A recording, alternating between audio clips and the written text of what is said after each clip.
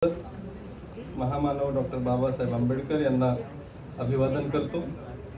संत गाडगेबाबा अमरावती विद्यापीठ अमरावती डॉक्टर बाबासाहेब आंबेडकर विचारधारा विभाग पत्रिका समोर आहे। अतिथी व्याख्यान इथं लिहिलेलं आहे।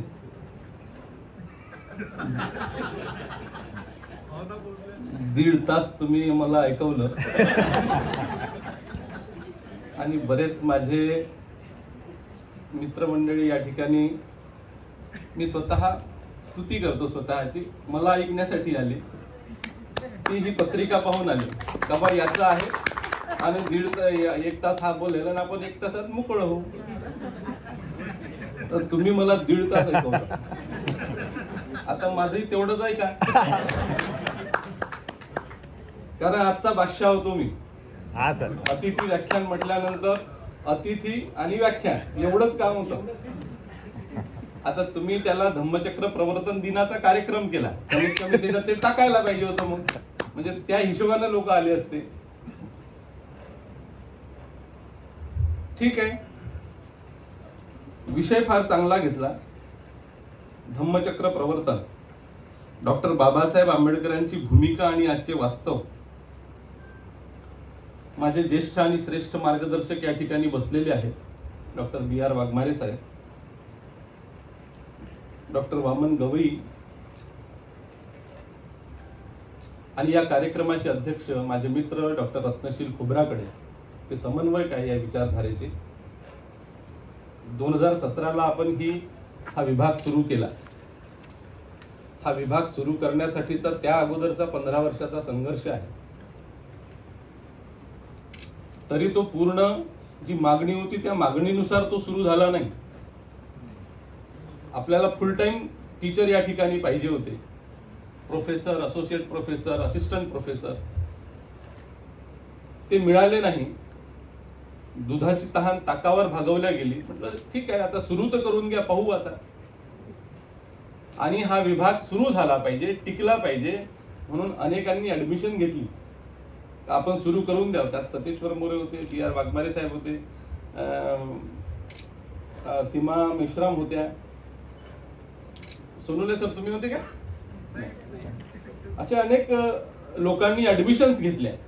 तर हा विभाग, संदीप होते, असे सुरू राहायला पाहिजे, सुरू झाला पाहिजे।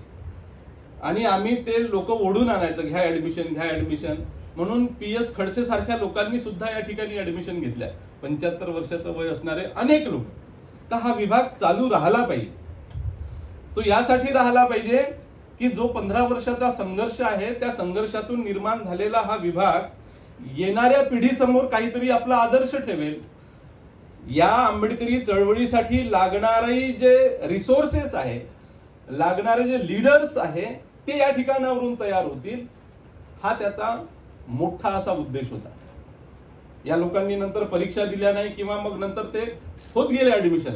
याही वर्षी मला पवार सरांनी सांगितलं 44 ऍडमिशन आहे, म्हणजे 40 फर्स्ट इयरला आहे, 44 सेकंड इयरला आहे, 84 लोकांचे ऍडमिशन आहे। आता 84 पैकी इथे किती हजार आहे ते वेगळं ठेवू आपण।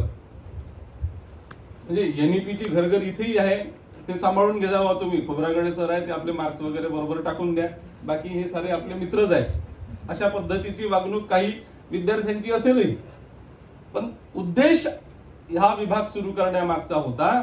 तो उद्देश जर सफल झाला नसेल तर आमच्या संघर्षाला किंवा इथे ज्या ज्या लोकांनी या विभागासाठी संघर्ष केला त्याचं महत्व प्राप्त होणार नाही। आणि म्हणून जो उद्देश आपण या विभागासाठी ठेवलेला आहे तो उद्देश पूर्णत्वास गेला पाहिजे। 2017 पासून मी पाहतो त्या उद्देशात आपण पूर्णतः उतरलेलो नाही। जे लोक या ठिकाणावरून डिग्र्या घेऊन राहिले, त्यांना ज्या पद्धतीने समाजात जाऊन काम करायला पाहिजे ते काम करताना दिसत नाही, ती चर्चा त्या पद्धतीची होत नाही। MA झाल्यानंतर, MA म्हणजे साधी गोष्ट नाही, आता आपण सहज समजतो। बाबासाहेब म्हणायचे की 1000 चौथी पास झालेले एक पदवीधर,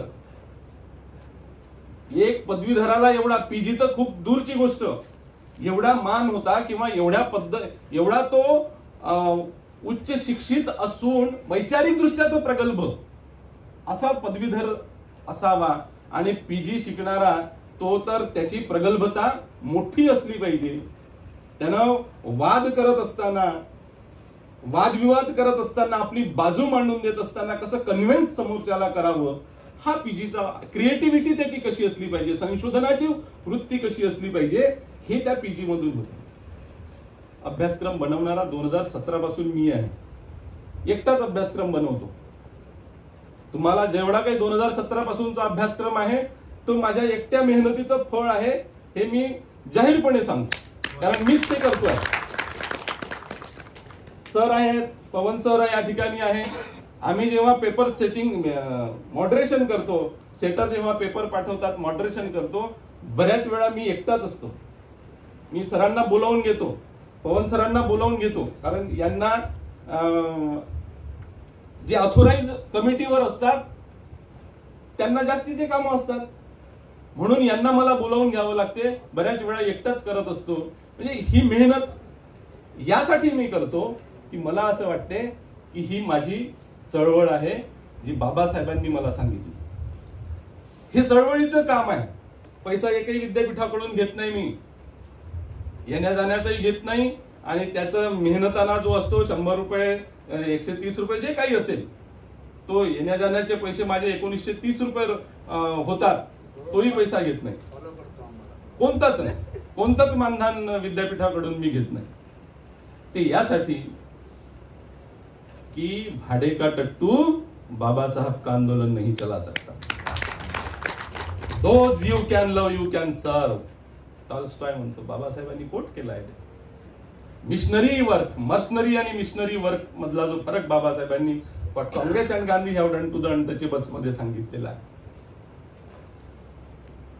तो दृष्टिकोन माझा यासाठी आहे की मी मिशनरी वर्क केलं पाहिजे, आणि या ठिकाणावरून अशा पद्धतीचे लीडर्स तयार झाले पाहिजे. सर्वजण आपण कशा मागे लागलो असतो, मेडल मागं. कोणाला गोल्ड मिळते, कोणाला पहिला येते, कोण दुसरा येते, कोण कोणासोबत कसा वागते, कोणाला कसे मार्क्स मिळतात, कोणाचे कसे मार्क्स कापल्या जातात. बस अशा पद्धतीचेही आहे, प्रत्येकच डिपार्टमेंटमध्ये आहे, याही डिपार्टमेंटमध्ये ते असेल. मला असं वाटतं जेव्हा तुम्ही आंबेडकरी चळवळीमध्ये जाता आणि लोकांना बाबासाहेबांचे विचार सांगता, ते सर्वात मोठं गोल्ड मेडल आहे.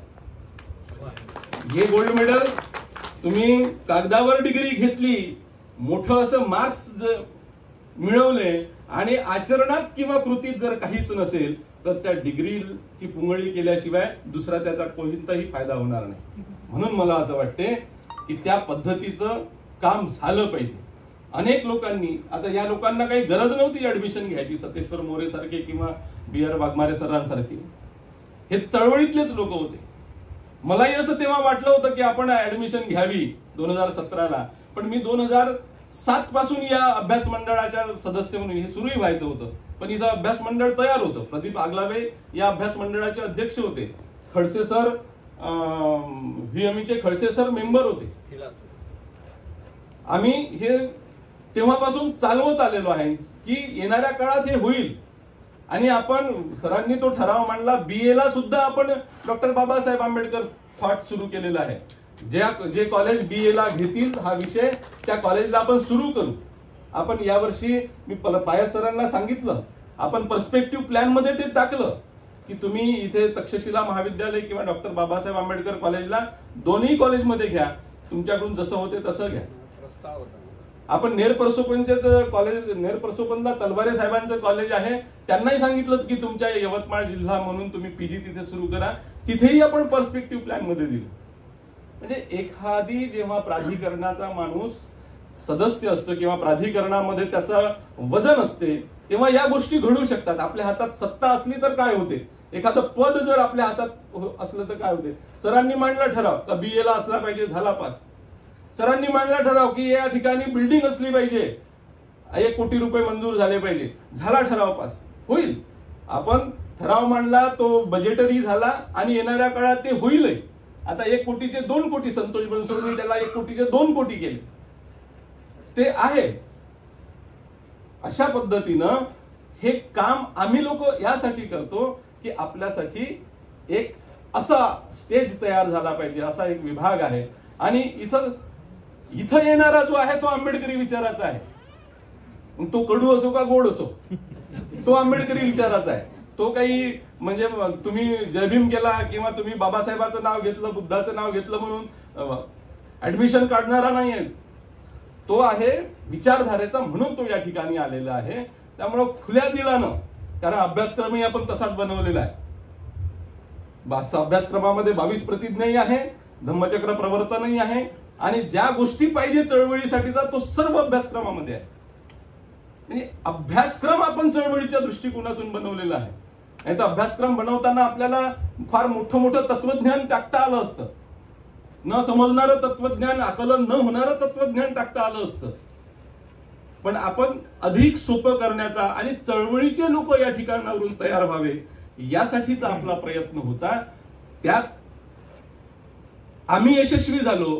ते आता काम येणाऱ्या पिढीचं आहे. तुम्ही विचारधारा या विभागाचे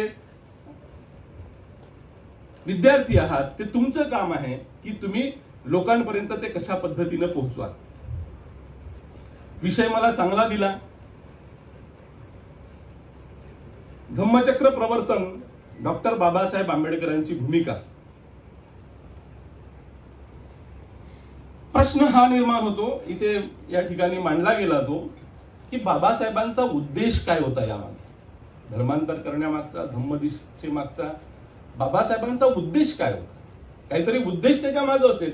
आणि शेवटच्या क्षणी बाबासाहेबांनी तो उद्देश पूर्ण का केला. शेवटच्या क्षणी बाबासाहेबांना असं का वाटलं की मी धर्मांतर केलं पाहिजे, धम्मदीक्षा घेतली पाहिजे. जी 1935 ला प्रतिज्ञा केली होती, त्या प्रतिज्ञेला पूर्णत्वास नेण्यासाठी मी आता 14 ऑक्टोबर 1956 दिवस हा निश्चित केला पाहिजे. त्याच्या मागे काय उद्देश होता, तर आपण पाहतो धर्म आणि धम्म हे चॅप्टर बुद्धांनी त्याच्या धम्मामध्ये आहे. तो टॉपिक आहे तुम्हाला एका पेपरमध्ये. त्यामध्ये बाबासाहेब असं म्हणतात की धम्म आणि धर्माचा उद्देश काय. धर्म म्हणजे जगत प्रारंभाचं स्पष्टीकरण आणि धम्म म्हणजे जगाची पुनर्रचना. किती मोठं ध्येय.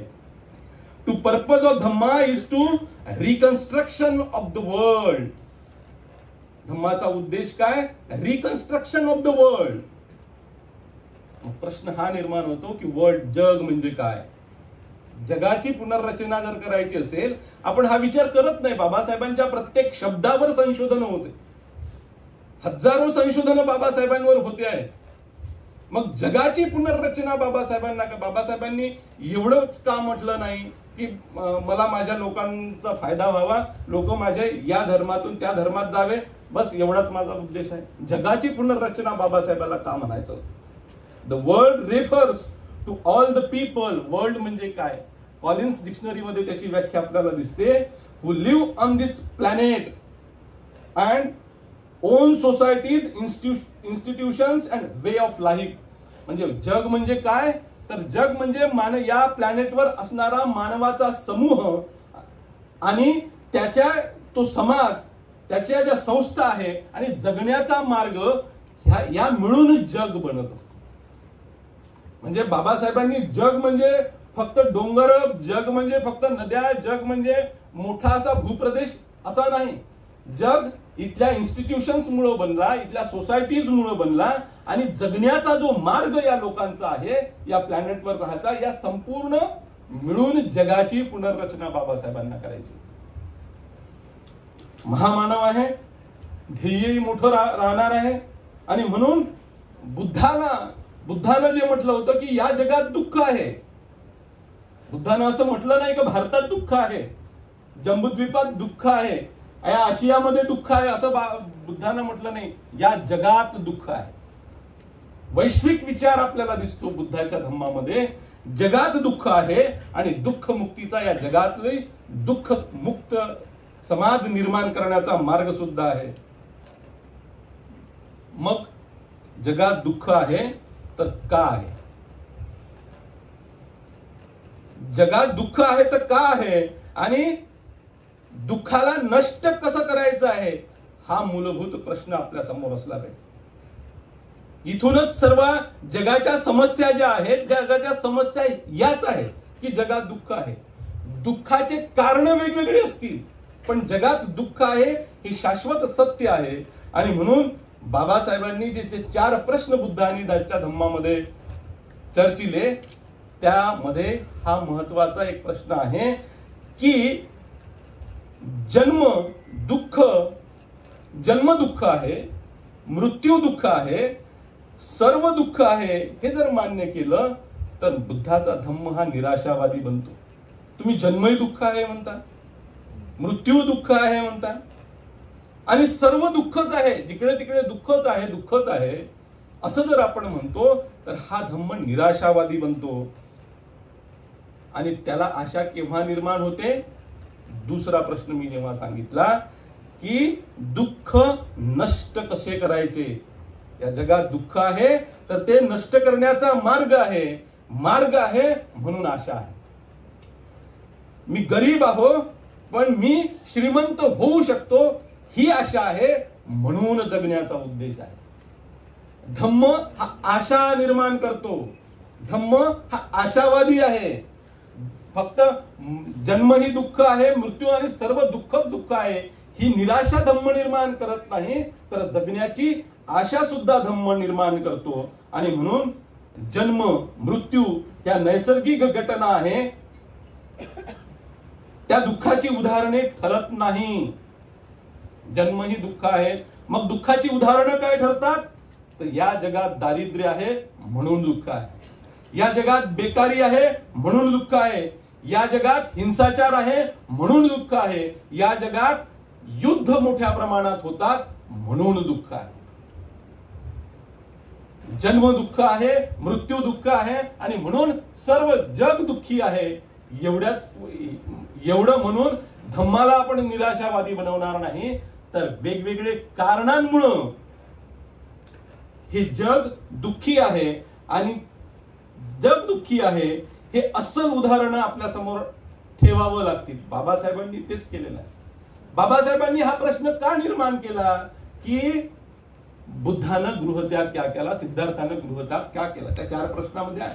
का केला गृहत्याग? आणि त्या गृहत्यागाचं उदाहरण जे परंपरागत आलेलं आहे ते बाबासाहेबांनी का नाकारलं? बाबासाहेबांनी धम्मामध्ये जे रिसर्च केलं, बाबासाहेबांनी नवीन दृष्टिकोन दिला, संशोधन केला, नवे आपले सिद्धांत आपल्याला बुद्धांनी त्याच्या धम्मामध्ये मांडले, बुद्धिस्ट फिलॉसॉफीमध्ये त्यांनी मांडले. आणि म्हणून बाबासाहेबांनी सांगितलेला धम्म आणि इतर देशांकडून आलेला परंपरागत धम्म यामध्ये फरक आहे. म्हणून बाबासाहेब या धम्माचे प्रवर्तक ठरतात. बाबासाहेब खऱ्या अर्थानं धम्माचे प्रवर्तक यासाठी ठरतात की बाबासाहेबांनी त्यात रिसर्च केलं, बाबासाहेबांनी नवीन दृष्टिकोन दिला, बाबासाहेबांनी आपले सिद्धांत मांडले. तो परंपरागत धम्म बाबासाहेबांनी स्वीकारला नाही. थेरवादामध्ये तर बुद्धाचे 3 धम्मचक्र प्रवर्तन सांगितलेले आहे, बाबासाहेबांचं 4थं धम्मचक्र प्रवर्तन आहे असंही सांगितलं गेलेलं आहे. थेरवादामधले 3 पकडून म्हणजे हेही रिसर्च आहे. याचा विचार एम चे विद्यार्थी या नात्यानं आपला करायला पाहिजे. मे महिन्यामध्ये आम्ही भूतानला गेलो होतो. भूतानला गेल्यानंतर आम्ही तिथले पाहिले, तिथले विहार पाहिले, तिथले सर्व ऐतिहासिक स्थळ त्या ठिकाणचे पाहिले. आणि तिथे मग मी म्हटलं थँक्यू बाबासाहेब, भूतानचा, चीनचा, जपानचा, थायलंडचा धम्म तुम्ही आम्हाला दिला नाही, तुम्ही स्वतः रिक्रिएट केला आणि तो धम्म आम्हाला दिला. बाबासाहेबांच्या माध्यमातून आमच्यापर्यंत धम्म पोहोचला म्हणून वैज्ञानिक पोहोचला.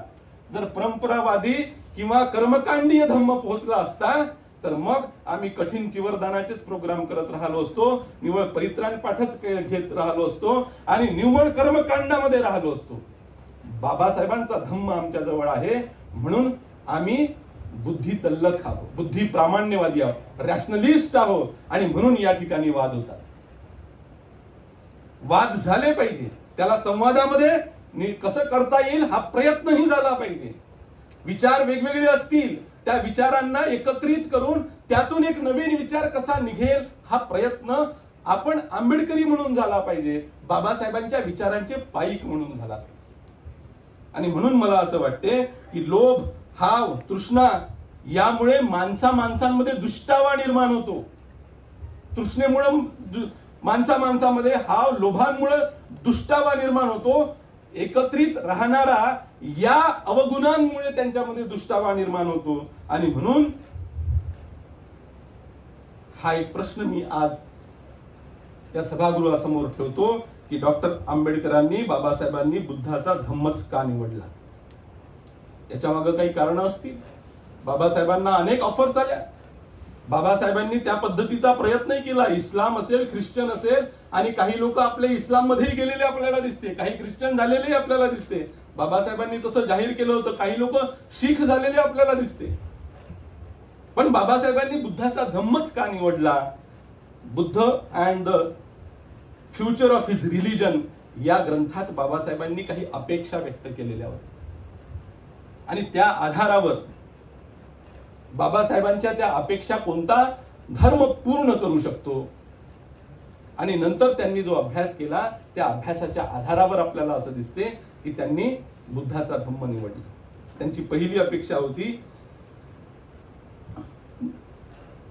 कोणता धर्म निवडावा, यामधली पहिली अपेक्षा होती तो धर्म नीतिमत्तेवर आधारित असला पाहिजे. हिंदू धर्मात ती नीतिमत्ता दिसत नव्हती. धर्माचा आधार माणूस आणि परतत्व यांच्यातील संबंध असू नये. माणूस आणि परतत्व म्हणजे ईश्वर. म्हणजे धर्म काय आहे? धर्म आपल्या शेजाऱ्यासोबत चांगलं वागणं. कशासाठी? तर ईश्वराची प्राप्ती करण्यासाठी.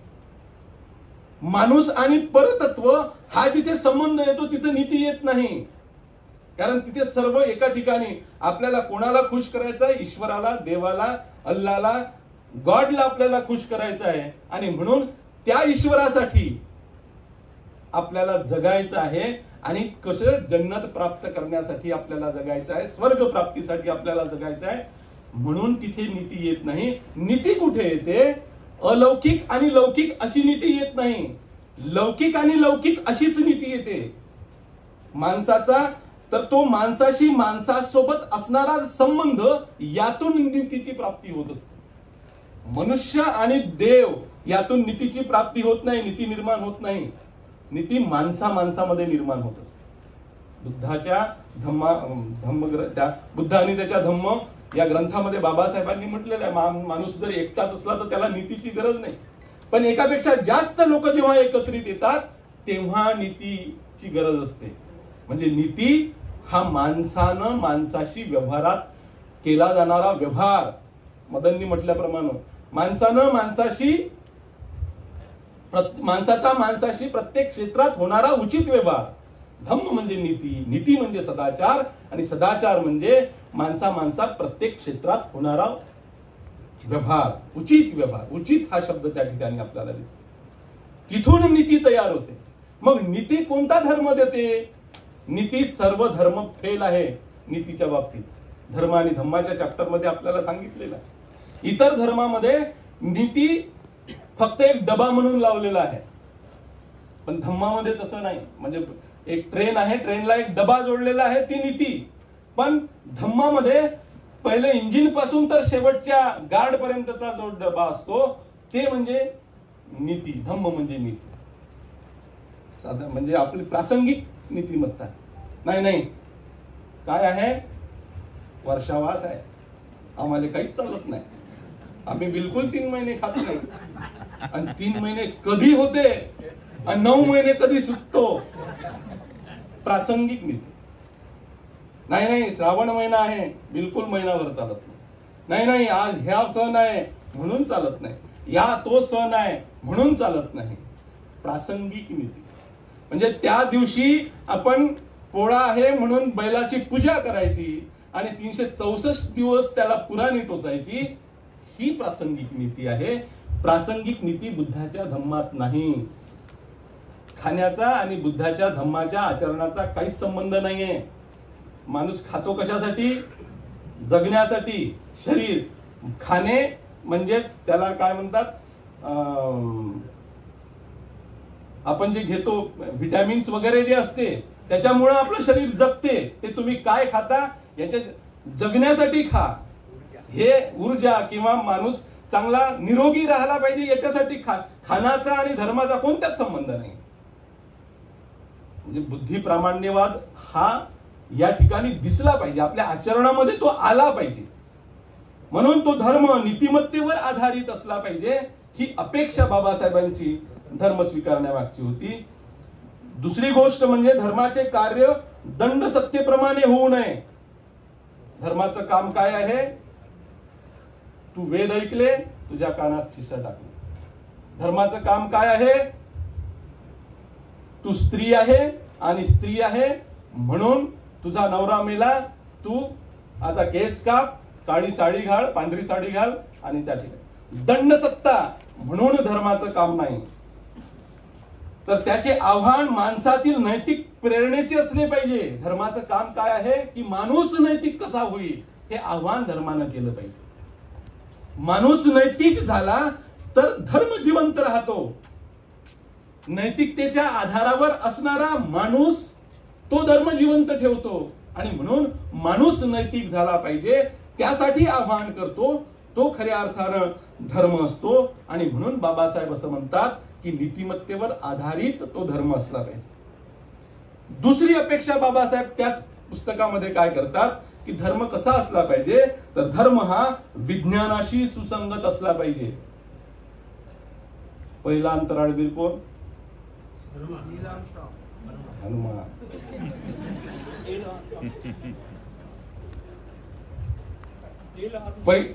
पहिली प्लास्टिक सर्जरी कोणती?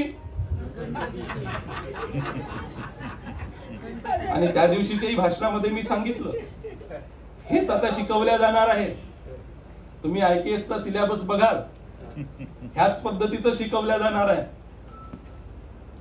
बाबासाहेब असं म्हणतात धर्म हा विज्ञानाशी सुसंगत असला पाहिजे, म्हणजेच विवेकनिष्ठ असला पाहिजे.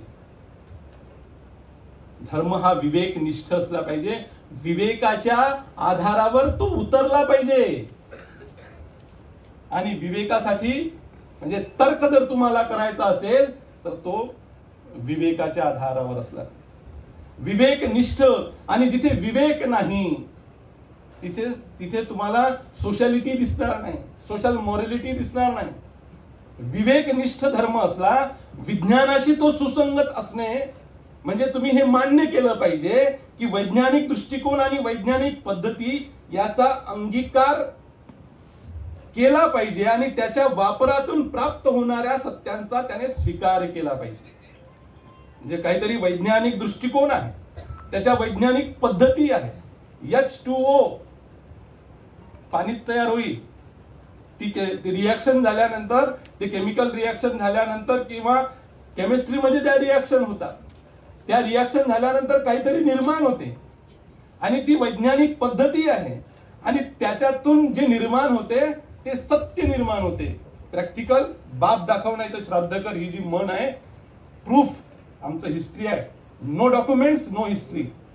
मी जर म्हणतो की माझा जन्म 3 जून 1973 झालाय आणि किती जोरजोरानं ओरडून मी मास्तरला सांगतो तरी तो म्हणते बर्थ सर्टिफिकेट दाखव. No documents no history.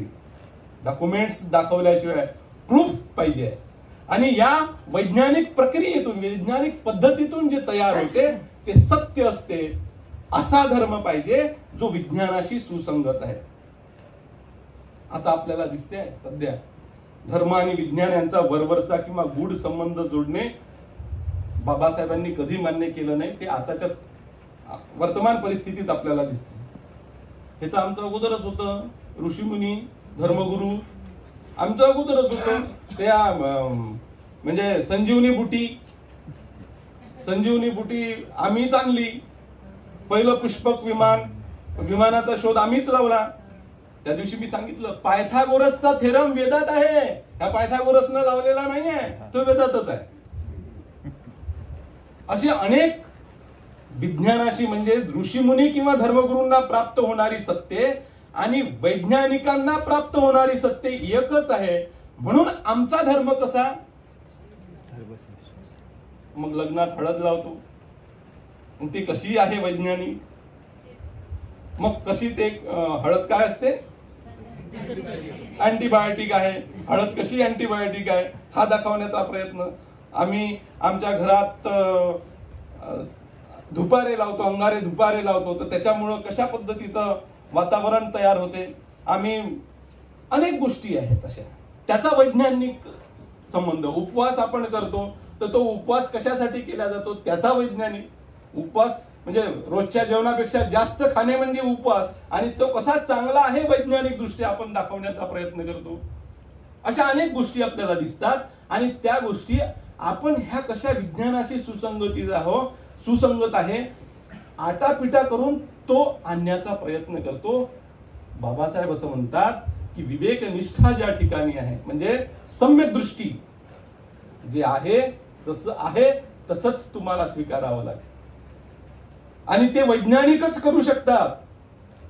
आजचे सगळे शोध आमच्या धर्मात पूर्वीच कसे लागले होते हे सांगण्याचा प्रयत्न या शिक्षण पद्धतीमध्ये आहे, ज्याला मी नॉनसेन्स एज्युकेशन पॉलिसी म्हणतो. NEPचा लॉंग फॉर्म बकवास आहे, बकवास एज्युकेशन पॉलिसी हे सांगण्याचा प्रयत्न याच्यात होतोय.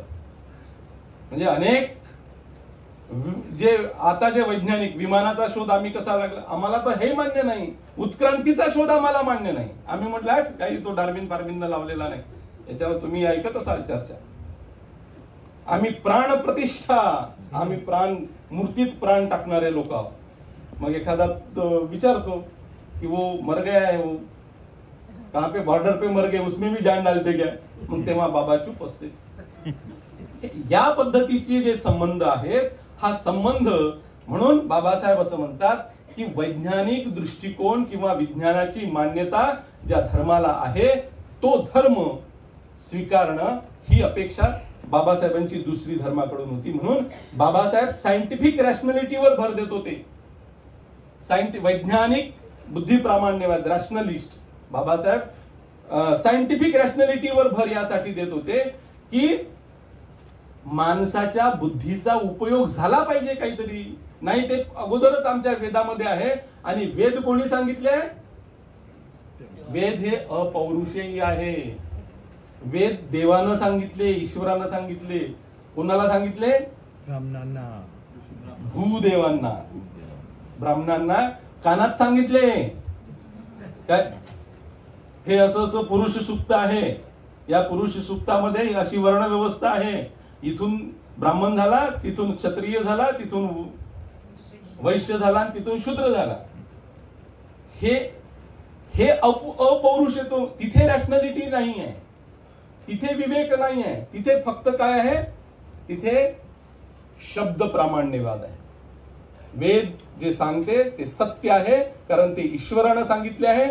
जिथे चिकित्सा आहे तिथे बुद्धाचा धम्म आहे, जिथे प्रश्न निर्माण होतो तिथे बुद्धाचा धम्म आहे, आणि जिथे शब्द प्रामाण्यवाद आहे तिथे बुद्धाचा धम्म नाही. आणि म्हणून सायंटिफिक रॅशनॅलिटी बाबासाहेबांना अपेक्षित होती.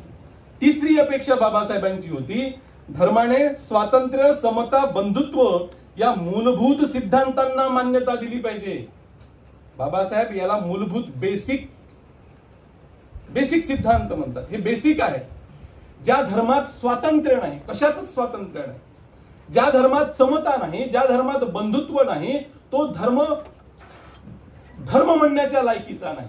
म्हणून ज्या धर्मात ये तीनही मूल्य आहेत, माणूस जन्मतः स्वतंत्र असतो.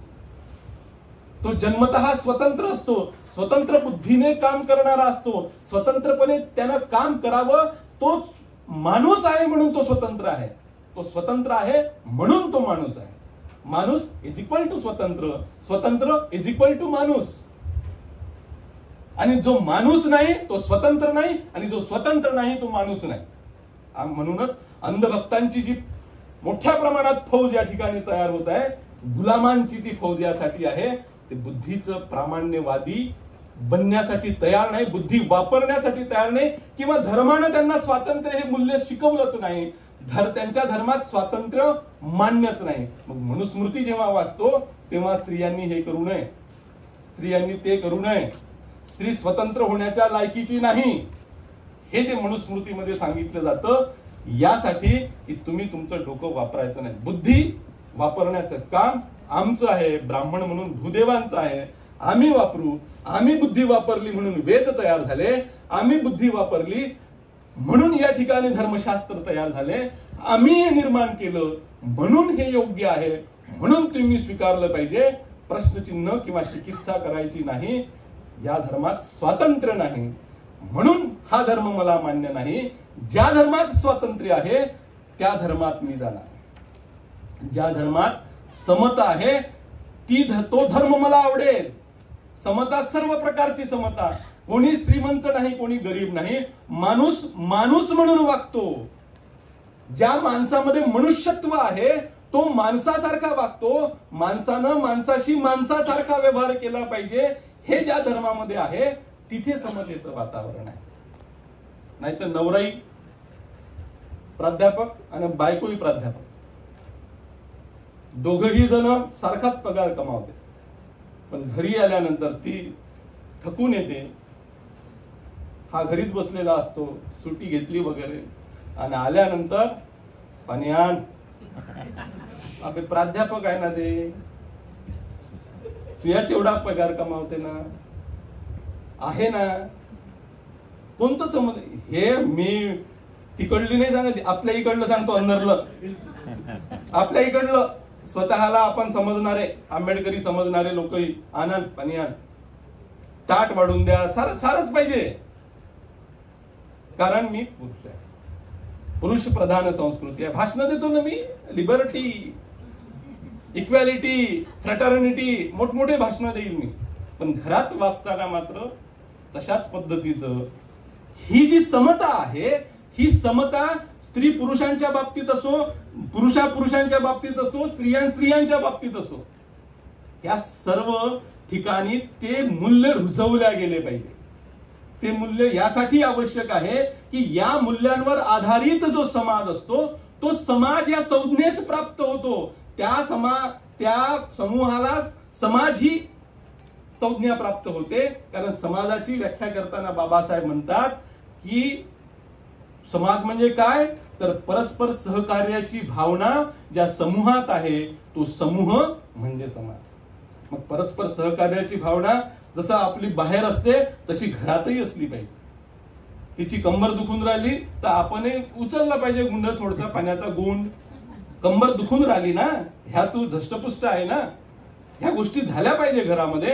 हे वातावरण ज्या समाजात असते, परस्पर सहकार्याची भावना ज्या समूहामध्ये असते, मग तो समूह कोणताही असो, तो मानवी समूह आहे, ही भूमिका आपली असली पाहिजे. आम्ही का उठतो की आमच्या स्त्रीवर बलात्कार झाला म्हणून आम्ही उठून उभं अन्यायासाठी राहतो. आमच्या माणसावर अन्याय अत्याचार झाला म्हणून आम्ही उठून उभं राहतो. ही मानवी प्रवृत्ती नाही. अन्याय आणि अत्याचार झाला, बलात्कार झाला म्हणून उठून उभं राहणे ही मानवी प्रवृत्ती आहे. ती कोणत्या जातीची आहे, कोणत्या धर्माची आहे, कोणत्या पंथाची आहे याच्याशी आम्हाला घेणं देणं नाही. तो खरा आंबेडकर आहे, तो खरा आंबेडकर. नाही माझ्याच जातीतली आहे, मग त्याचाही ठेका आम्हीच घेतला काय, मग धनगराचाही आम्हीच घेतला काय, मग कुणब्याचाही आम्हीच घेतला काय, माळ्याचाही आम्हीच घेतला काय, मुसलमानाचाही आम्हीच घेतला काय.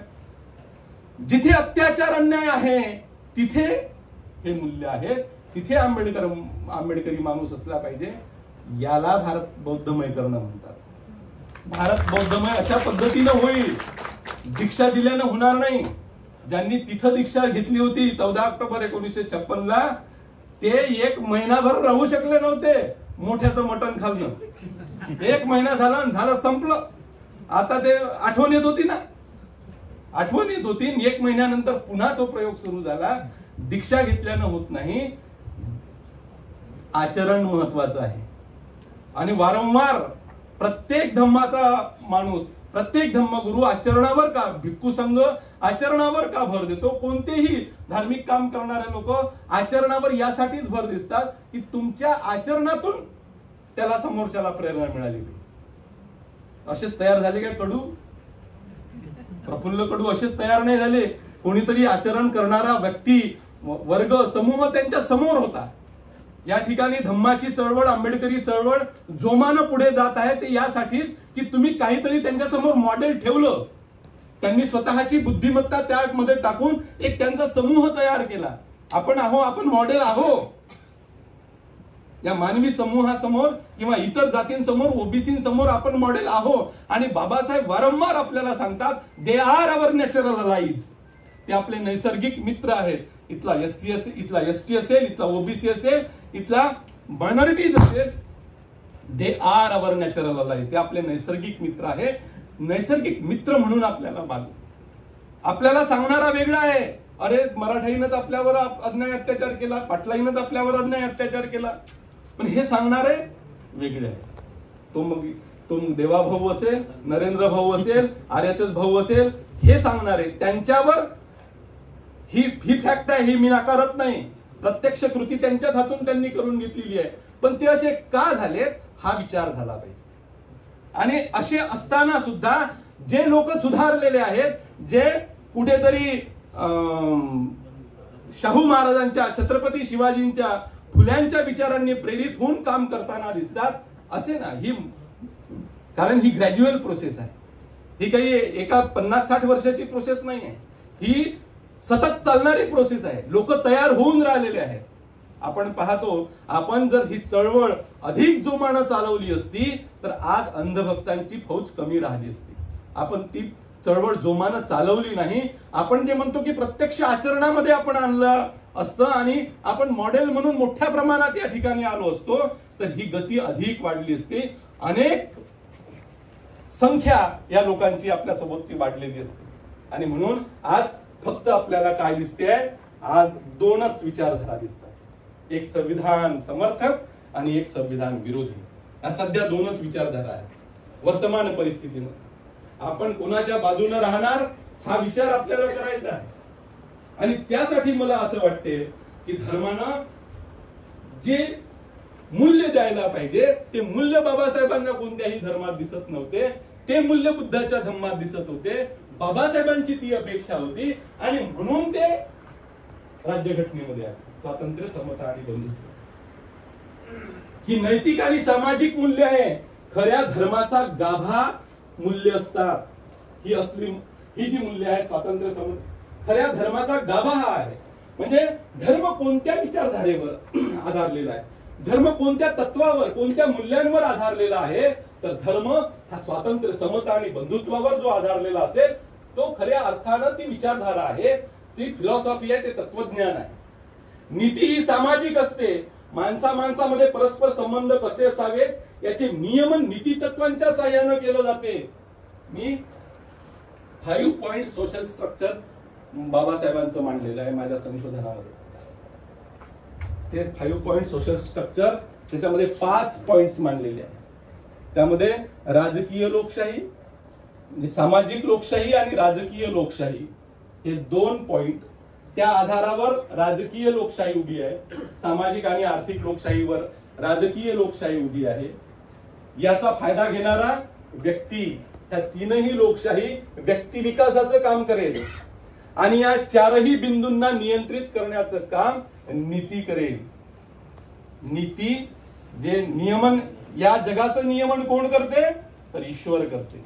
या जगाचं नियमन देव करते आणि त्याची जागा बुद्धाच्या धम्मामध्ये नीतीनं घेतलेली आहे. म्हणून नियमन करण्याचं काम, नियंत्रण करण्याचं काम कोणाचं आहे, नीतीचं आहे. आणि या स्वातंत्र्य, समता आणि बंधुत्व या मूलभूत सिद्धांता, म्हणून या 3ही मूल्यांना जेव्हा मान्यता मिळते तेव्हा खऱ्या अर्थानं धर्म हा धर्म असतो. आणि म्हणून या धर्माचे स्वरूप आणि उद्दिष्ट व्यक्तिगत नसते.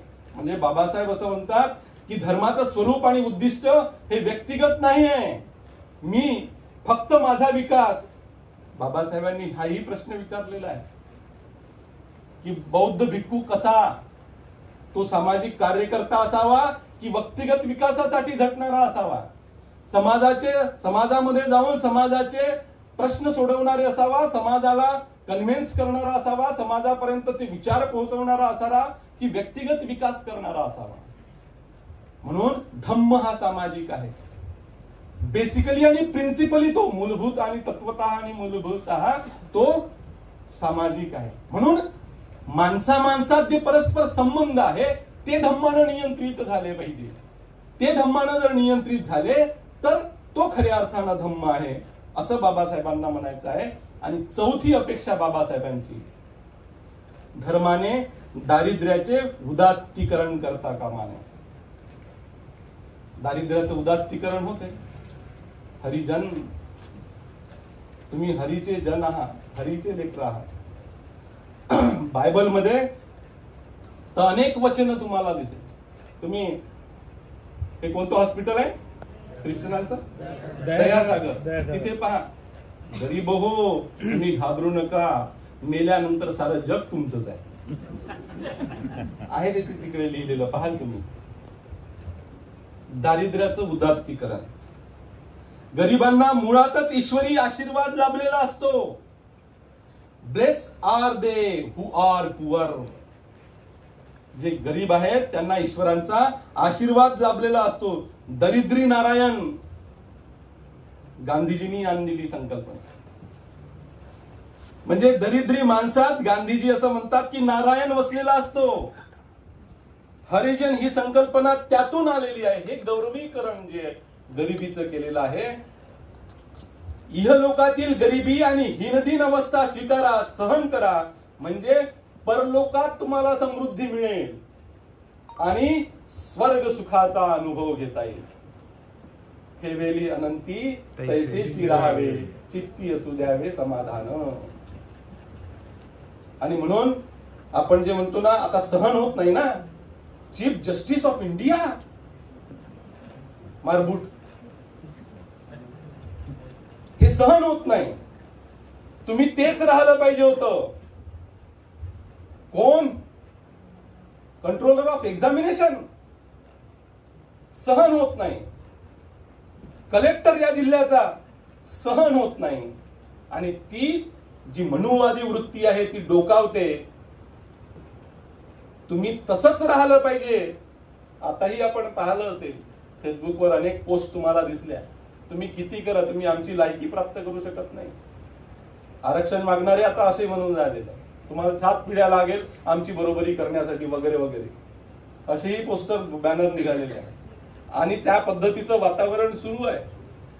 म्हणून यात सामाजिक विषमतेचे आणि शोषणाचे समर्थन तर आहेच, पण ऐहिक जीवनाच्या संबंधात यात निराशावादी व पलायनवादी सूर सुद्धा आपल्याला दिसेल. या दारिद्र्याच्या उदात्तीकरणामध्ये सामाजिक विषमता तर आहेच. सारे लबाड आता सत्तेत साव झाले, या जीर्ण झोपड्यांचे आता महाल झाले. दारिद्र्य, सामाजिक विषमता, आर्थिक विषमता दरी वाढून राहिलेली आहे एकाच समाजातली. आणि म्हणून बाबासाहेब जर म्हणत असेल की तुम्ही गेले पाहिजे, म्हणजे मराठ्यांचा रोष बाळासाहेब आंबेडकर सांगतात त्याप्रमाणे गरीब मराठे आणि ते सरंजामदारी मराठे, त्या मोठ्या मराठ्यांनी किंवा श्रीमंत मराठ्यांनी यांच्याकडे लक्ष दिलं नाही, म्हणून ही अवस्था आमची प्राप्त झालेली आहे. म्हणून हे गरीब मराठा तयार झालेला आहे. आपण वेळीच जागे झालो. बाबासाहेबांनी म्हटलं म्हणजे पढे लिखे लोगों ने धोखा दिया.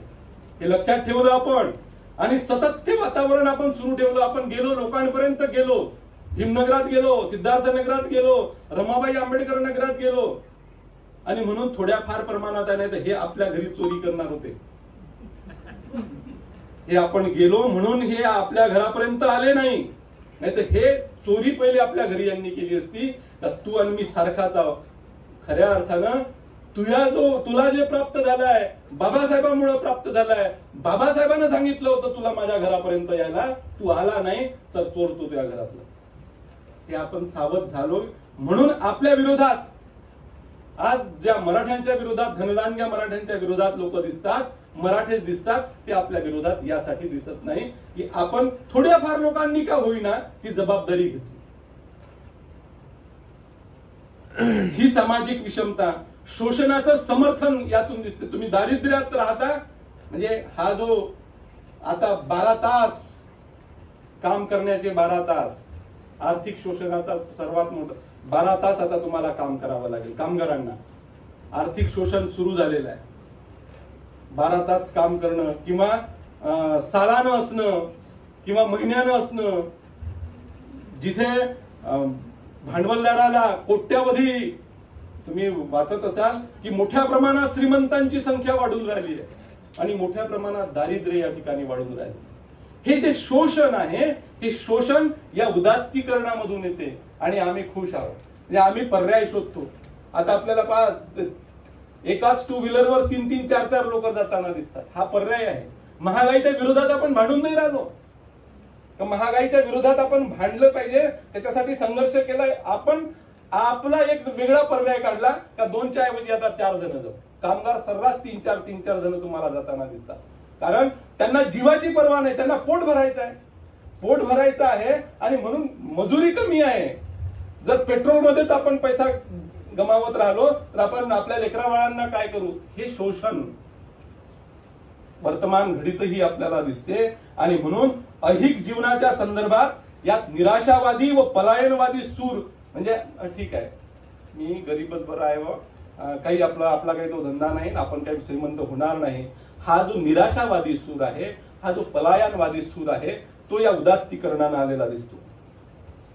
आदर्श धर्म हा ऐहिक समृद्धीला सकारात्मकपणे सामोरं जाणारा आशावादी आणि पुरुषार्थवादी असला पाहिजे. म्हणजे खऱ्या अर्थानं ऐहिक हे लोक, आपण भौतिक सुख बुद्धानं नाकारले नाही, भौतिक सुख बाबासाहेबांनी नाकारलेले नाही आणि भौतिक प्रगती बाबासाहेबांनी नाकारलेली नाही. बुद्धाच्या तर अनाथ पिंडकासारखे अनेक उदाहरणं आपल्याला दिसतील. म्हणजे बाबासाहेबांनी आपल्याला आरक्षण त्याच्यासाठी मिळवून दिलं, म्हणजे तुम्ही कलेक्टर व्हा, तुम्ही मुख्याच्या जागा मिळवा आणि भिकारी राहा, याच्यासाठी म्हटलेलं नाही. बाबासाहेब सूट आणि बूट त्याच्यासाठी घालायचे की ही तुमची श्रीमंती. तुम्ही वरूनही श्रीमंत असले पाहिजे ना आतूनही श्रीमंत असले पाहिजे. तुम्ही कोट आणि बूट म्हणजे तुमचं ते इम्प्रेशन कपड्याचं, जसे कपडे तुम्ही चांगले चकचकीत घालतात तसेच तुमचे विचारही चकचकीत असले पाहिजे, तुमचं आचरणही चकचकीत असलं पाहिजे. ऐहिक सुख बुद्ध आणि बाबासाहेबांनी नाकारलं नाही आणि म्हणून गौरवीकरण, उदात्तीकरण या गरिबीचं, असा जो धर्म आहे जो उदात्तीकरण करत नाही, तो धर्म मला पाहिजे. आणि बाबासाहेबांनी असा धर्म 14 ऑक्टोबर 1956 जो धम्माच्या स्वरूपात आपल्याला दिला. धर्म आणि धम्म हा फरक आपल्याला लक्षात आला पाहिजे. जरी प्रचलित शब्द धर्म असला तरी धम्म तो कसा आहे, आपल्या तोंडून धम्मच हा शब्द निघाला पाहिजे. तुम्ही बघा सिलेबस मध्ये तुम्हाला दिसणार नाही बुद्ध धम्म हा शब्द दिसेल. बुद्ध धर्म हा शब्द आपण वापरलेला नाही, बुद्ध धम्मच हा वापरलेला आहे. तो यासाठीच वापरलेला आहे की आपण जे सुशिक्षित आहोत त्यांच्या तोंडून हा शब्द धम्म धम्म धम्म, कारण धर्म आणि धम्मामध्ये फरक जो बाबासाहेबांनी दाखवला, धर्म म्हणजे कर्मकांड, धर्म म्हणजे आत्मा, धर्म म्हणजे परमात्मा ईश्वर आणि धम्म म्हणजे नीती, सामाजिक विषमता, नैतिकता, इथिक्स, मोरॅलिटी आणि इथिक्स म्हणजे धम्म. हे अंतर आपल्याला जोपर्यंत कळणार नाही तोपर्यंत आपल्या घरात दिवाळीचे दिवे लागणारच आहे. धर्म आणि धम्मा, कर्मकांड आपण जोपर्यंत सोडत नाही तोपर्यंत आपल्या घरात या सर्व गोष्टी होणारच आहे. म्हणजे आज ही अनेक खेड्यांमध्ये चांगल्या घरांमध्ये सुद्धा ही अवस्था आपल्याला दिसते. एकीकडून उघडा बाबा आहे आणि एकीकडून नागडा बाबा आहे, अनेक घरांमध्ये आहे. तिथं जर असेल तर ती आपली जबाबदारी. का माझ्या घरात, माझ्या नातेवाईकाच्या घरात असं का आहे, ती जबाबदारी आमची आहे. आम्ही त्याला सांगितलं पाहिजे, कन्व्हिन्स केलं पाहिजे. आहे आम्ही अशाच पद्धतीनं कन्व्हिन्स झालोय. आमच्याही घरी हे उघडे नागडे बाबा होते. 35 वर्षा अगोदर आम्ही आमच्या घरातले बाबा फेकले, अनेक लोकांनी आपण फेकले असतील.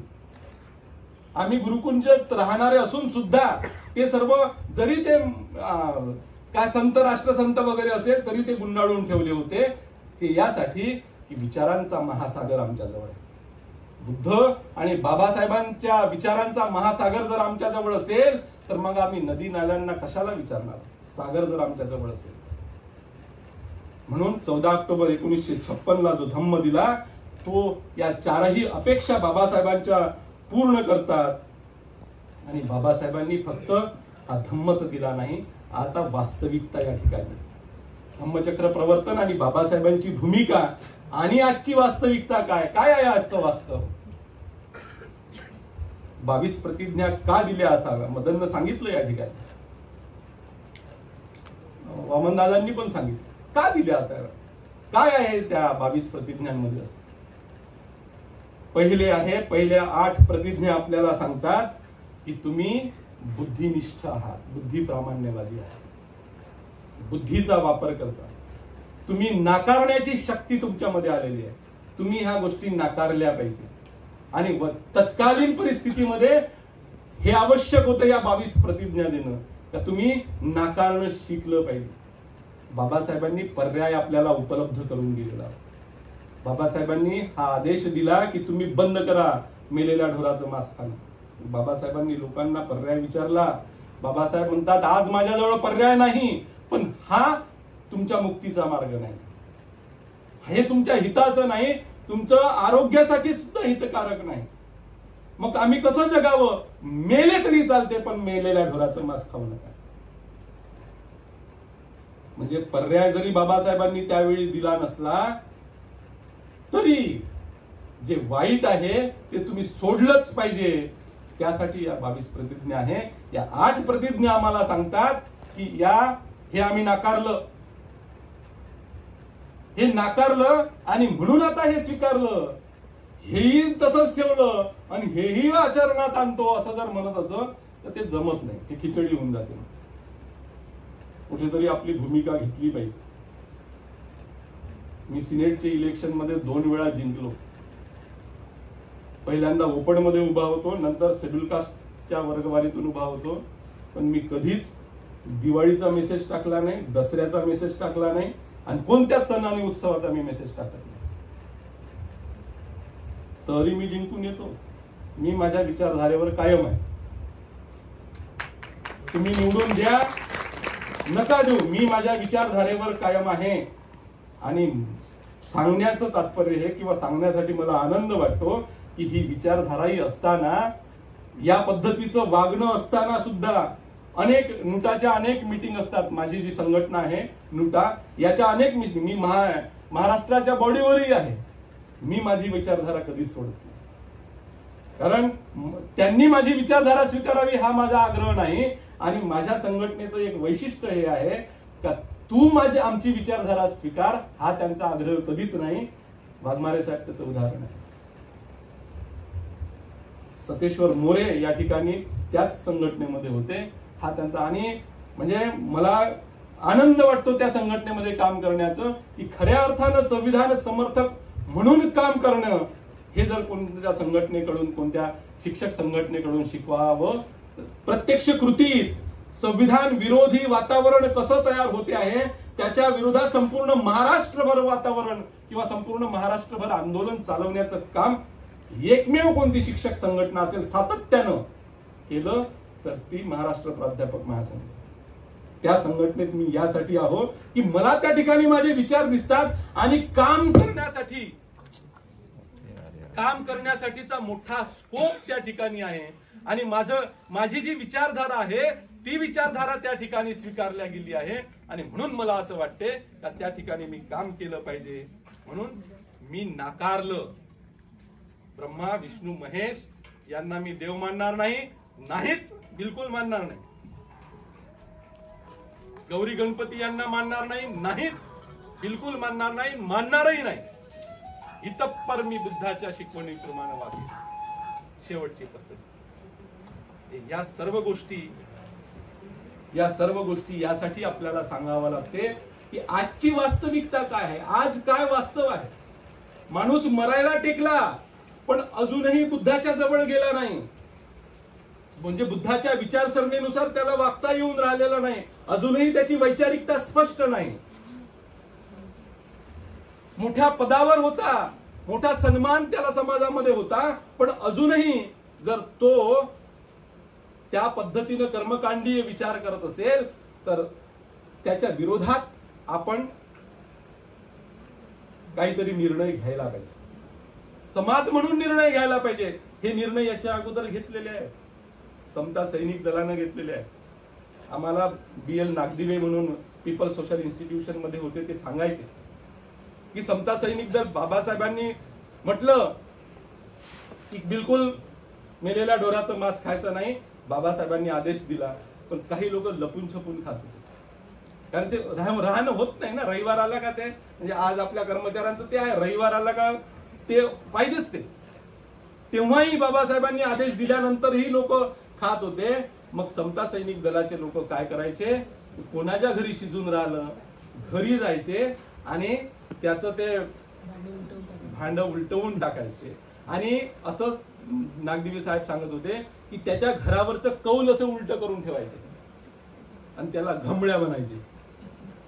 घमड्या ही तेव्हा शिवी होती.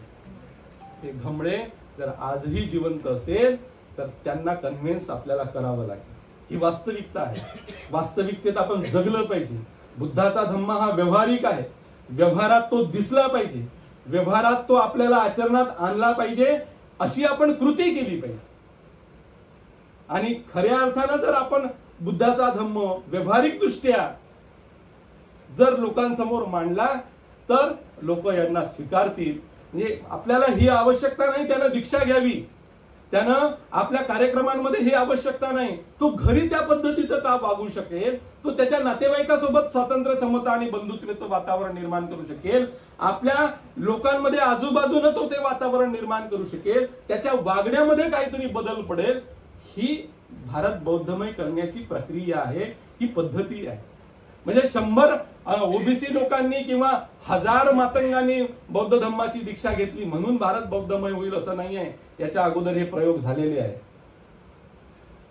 ते दिसले पाहिजे, आचरणातून दिसले पाहिजे, त्या पद्धतीनं वागले पाहिजे. आपलंही म्हणजे आपण मी माझ्या आई वडिलांच्या पोटी जन्माला आलो म्हणून मी बौद्ध नाही आहे.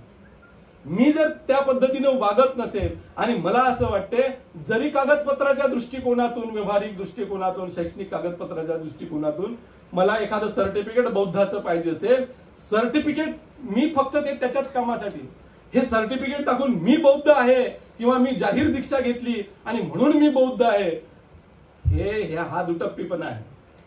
हे आम्ही धम्म दीक्षा घेतली आणि या भंतजीनं आम्हाला हे दिलं आणि आम्ही आता बौद्ध आहोत. असा भारत बौद्धमय होणार नाही. भारत त्याला वैचारिक परिवर्तन, मन परिवर्तन, cultivation of mind, activity is the condition of growth. सक्रिय असलं पाहिजे, सक्रियता आपल्यामध्ये ती असली पाहिजे. आणि quietism is another name of death. निष्क्रियता ही मृत्यूसारखी आहे. आणि आपण फक्त रिॲक्शनरी सोसायटी झालेलो आहे. फक्त रिॲक्शनरी. आपण फक्त रिॲक्शन देतो, बाकी दुसरं काहीच करत नाही. आज ही वास्तविकता आहे की बाबासाहेबांनी म्हटलं होतं की मला या बौद्ध समुदायातला प्रधानमंत्री, प्राईम मिनिस्टर पाहायचा. हे बाबासाहेबांचं वाक्य आहे. आणि ते बौद्धाचा धम्म मिळवून देऊ शकते. डायरेक्टिव्ह प्रिन्सिपल्स हे सर्व बुद्ध धम्माचे जो सारांश आहे तो डायरेक्टिव्ह प्रिन्सिपल्स मध्ये आम्हाला दिसतो. सामाजिक न्यायाची भूमिका जी आहे संविधानातली ती डायरेक्टिव्ह प्रिन्सिपल्स मध्ये आहे. आणि ते डायरेक्टिव्ह प्रिन्सिपल्स जर आम्हाला इम्प्लिमेंट करायचे असेल तर त्यासाठी आम्हाला सत्ता लागेल. या गोष्टीचा विचार झाला पाहिजे. जेव्हा जेव्हा आम्ही धम्म हा विचार करतो तर त्या धम्मातून धम्म आणि संविधान, धम्म आणि सत्ता ही कसं त्याचं सूत्र आपल्याला जुळवता येईल. कारण जोपर्यंत धम्माचरण करणारे, आंबेडकरी विचारसरणी जगणारे लोक तुमचे संसदेमध्ये जाणार नाही तोपर्यंत तुमच्या समस्या सुटणार नाही. आपला सारा पैसा लाडक्या बहिणीनं खाऊन टाकला. सर्व योजना, ज्या गोष्टी भारतीय संविधानात मांडल्या आहे की आपल्याला शिक्षण, आरोग्य ही सरकारची जबाबदारी आहे, त्याच्याकडे पूर्ण दुर्लक्ष आहे. या देशामध्ये रोजगार देण्याची जबाबदारी सरकारची आहे, त्याच्याकडे पूर्ण दुर्लक्ष आहे. त्यासाठी आपले काय प्रयत्न आहेत हाही विचार झाला पाहिजे. ते संविधानात आहे. आणि भारतीय कसा निर्माण व्हावा हे बुद्धाच्या धम्मामध्ये आहे. याचं कसं आपल्याला सूत्र जुळवता येईल येणाऱ्या काळात हा विचार झाला पाहिजे. आणि आजची ही वास्तविकता आहे की आज संविधान मानणाऱ्यांची जरी नसली संख्या, परंतु संविधान दाखवणाऱ्यांची, कमीत कमी संविधान हा शब्द उच्चारणाऱ्यांची, संविधानासाठी एकत्रित येणाऱ्यांची संख्या वाढलेली आहे. आपण जर म्हणू याईनं तर 70 वर्ष असंच केलं, याईनं 70 वर्ष तसंच केलं, या पक्षानं असं केलं, त्या पक्षानं तसं केलं, आपणही तो पर्याय दिला पाहिजे. सक्षम पर्याय दिला पाहिजे. आणि तो पर्याय मला असं वाटते की किती दिवस तुम्ही स्वाभिमान करणार की नाही आम्ही आमची सत्ता स्वाभिमानानं आणणार. स्वाभिमान आम्हाला पाहिजे. समझोत्याचं राजकारण हे बहुपक्षीय ज्या ठिकाणी असते तिथं समझोत्याचं राजकारण असते. आणि जेव्हा सत्ता कोणत्या ना कोणत्या माध्यमातून वैचारिक पातळी न सोडता किंवा वैचारिकता न सोडता सुद्धा आपल्याला करता येते, या ठिकाणी करता येते. महाराष्ट्रामध्ये बाळासाहेबांनी ते दाखवून सुद्धा दिलेलं आहे. याच्या अगोदर अनेक वेळा ते सत्तेत सहभागी झालेले आहे. आता ते निवळ स्वाभिमान करून आम्ही असं करणार नाही, आम्ही तसं करणार नाही, आम्ही आमचं स्वतंत्र पाहू. जोपर्यंत समझोत्याची भाषा होणार नाही तोपर्यंत आपण सत्तेत जाणार नाही. आणि सत्तेत यासाठी आपल्याला जायचं आहे की आपल्याला डायरेक्टिव्ह प्रिन्सिपल्स, फंडामेंटल राईट्स आणि भारतीय संविधानानं दिलेला समाज जर निर्माण करायचा असेल तर त्यासाठी सत्ता सुद्धा आवश्यक आहे. ही आजची वास्तविकता आहे. धम्मचक्र प्रवर्तना 14 ऑक्टोबर 1956 जे झालं त्यामध्ये ह्या सर्व गोष्टी इन्क्लूड आहेत. नाहीतर आमच्या गळ्यात मळ असण्यासारखं ह्या बौद्ध धम्म आपल्या गळ्यात टाकून दिला काय असं आपण म्हणू नये. हे बाबासाहेबांनी सांगितलेलं. या वास्तविकतेकडे आपण लक्ष द्यावं. आणि म्हणून आजच्या भाषणाचा शेवट करताना मला असं वाटते की ही जबाबदारी आपली आहे, प्रत्येकाची आहे. Everybody's responsibility, nobody's responsibility. जेव्हा असं म्हटलं जाते की ही जबाबदारी कोणाची आहे तर ही सर्वांची आहे, सर्वांनी ती जबाबदारी घेतली पाहिजे.